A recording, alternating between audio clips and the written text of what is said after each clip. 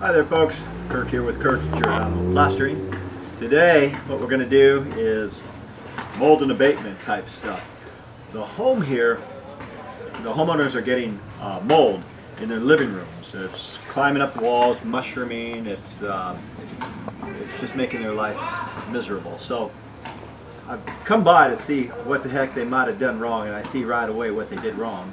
When they built this fence 10 years ago, they tied into the house, but they didn't tie in properly. So what we're going to do today, since we're here, we're going to fix this, and we're just going to lath this today. I'm going to put a Z-flashing on the bottom here because we have to protect the mud sill, and we're going to lath this up. So you can come on this side, Jay. Now what they did here was they put these studs against the house. They didn't have to do that. If it were me, I would have just left the stucco and lag bolted the stud to the house if they wanted to. They could have just left it separate, but now they opened a can of worms. So the water's coming here and it's going down this corbel detail, and it's just flooding in here. I can see no paper, so the water is just flooding here. What we're going to do is we're going to break it all back about to here, both sides, and put our new paper here, come around and feather it in and patch this up the proper way. Okay guys, same wall. What I've done here is we've got 2 layers of paper on this. So we've got 2 layers, and this is self-furred paper back for studs, so we're putting this on also. So it's 3 layers. It's more than what we need, but I buy the rolls that are already spot glued together, so 2 here, and then an additional. It's kind of overkill, but to buy a roll of single ply just isn't, we don't really save that much time and energy on this. So we're putting this all back together, this fence here. Over here we ran into some issues why they have some molds on the inside of the house. And generally, again, when water gets inside a wall, what will happen is it will saturate the shear wall, thereby saturating the insulation. Then the sheetrock will also saturate. In about a week you'll see all these spores on it, mold.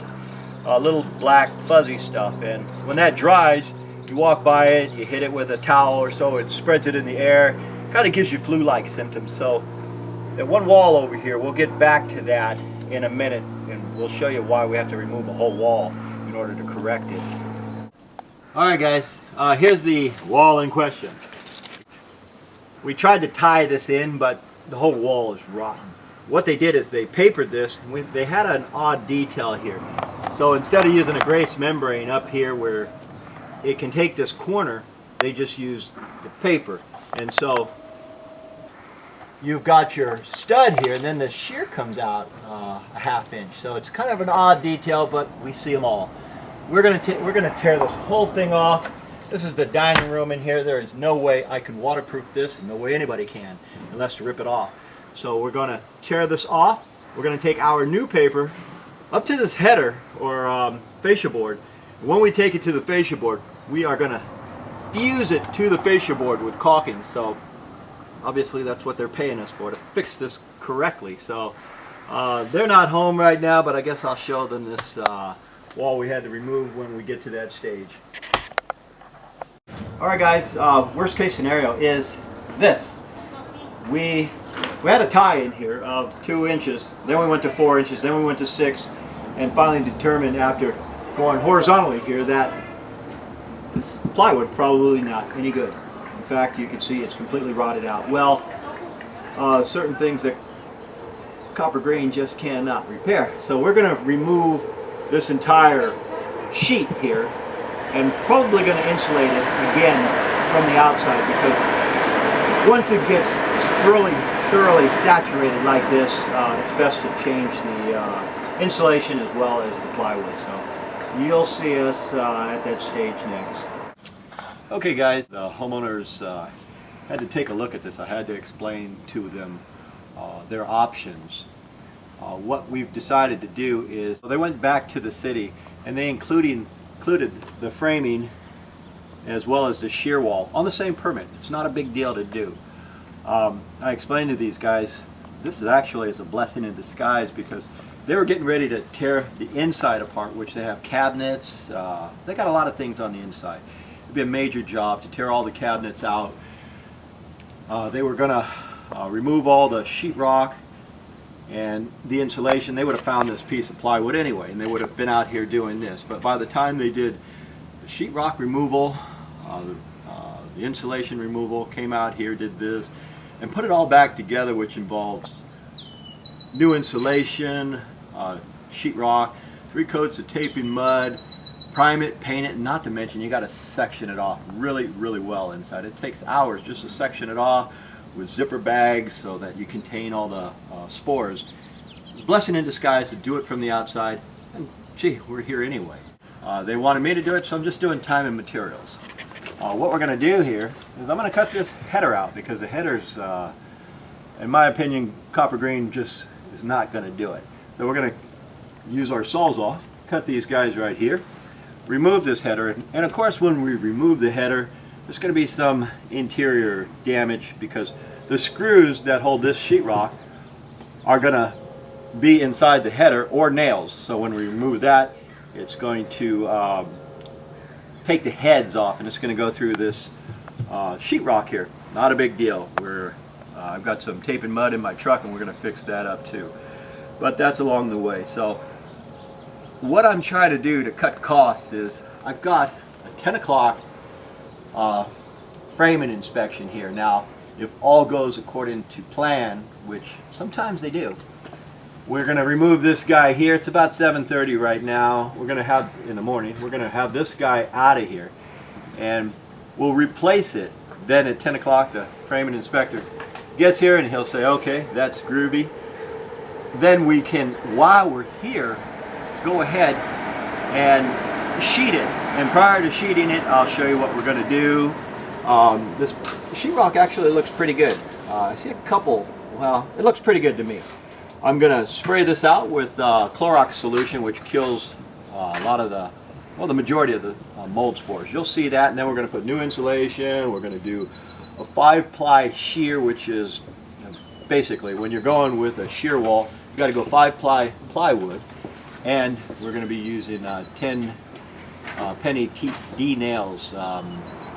It's just a common nail. It's a fat nail, and it has more structural strength than the regular nails. Alright guys, good thing the inspector's a little bit late. We got this done. We're ready. I'm just messing around now, putting some copper green on it, and actually just to be on the safe side, I got a Clorox solution here. You can use TSP or Clorox. I'm just spraying the sheetrock inside in case there's any mud spores that I can't see. This kills the majority of it. We are ready for an inspection, and hopefully he won't take too long. If so, we'll have to take lunch and come on back here. But you get the idea. You frame it up. We had to do that guy there. Otherwise it wouldn't have the integrity as it should. So we'll see you in a few minutes. Okay guys, next phase. We didn't have to wait too long for that fella. We're going to put the shear on. Now with the shear, we got to nail into the studs. We're using 10 penny nails, commons. They're pretty fat nails. So I'm marking these right here so I can see, and then when I string line a line, I'll be able to just pound it off with a gun. That's where we're going next, and then we're going to get out of here and come back after they inspected the shear. I'm not waiting again. So when they're done with the shear, we come back and complete the lath. And then there's one more inspection. There's a lath inspection. Then we can begin our scratch and brown. Okay guys, we're getting ready to get out of here. The shear is up every 4 inches is how we nail off. It's 10 penny nails, and it's structural 1. Go into detail, but I don't want to bore you. We're leaving now, and we're going to come back after the inspector has a chance to go ahead and sign off, and then we'll show you the lath. Alright guys, all this just for a small section. Anyhow, we have completed the lath, and the reason it leaked in the first place was because when they did the paper, they didn't take the paper to the fascia board. They took it shy, and then they didn't caulk it. So number one thing about the majority of jobs we repair is people just don't caulk it. Around scuppers especially, you got to caulk it. Got to caulk your windows and doors. So we're going to get out of here again. This has been a multiple trip job because of this wall here, but it's not the first time we've encountered it, and certainly not going to be the last. So we'll see it when we get back here another day to do the scratch coat. Alright guys, I'm using, it's called Alhambra reinforced fibered mesh, and I'm doing both coats on the same day. This one I wouldn't try to do because you have to have a certification in Alhambra wall reinforced fibered mesh, Omega and Western reinforced fibered mesh. You need a certification, which means you go to a class for about 6-7 hours, and they show you how to apply this, and they give you the do's and don'ts. So this one kind of out of everybody's realm. I've already put my second coat here, but I'm going to put one more, and then once over here is scratch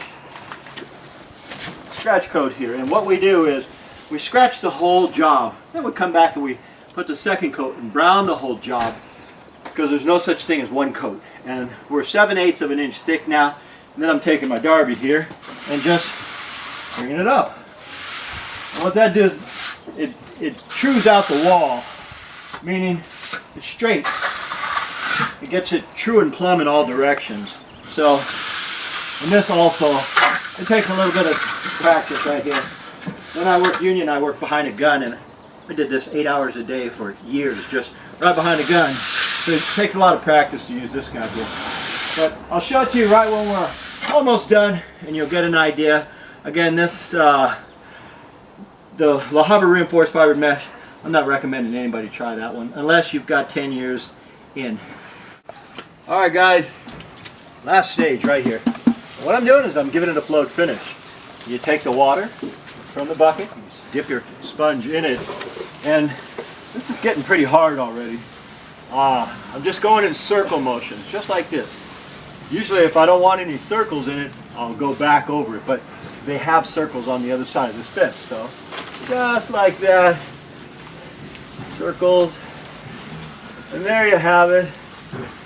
Well folks, that's it for this one. Thank you Jay for doing the video, and we'll see you guys on the next one. This is Kirk with Giordano Plastering.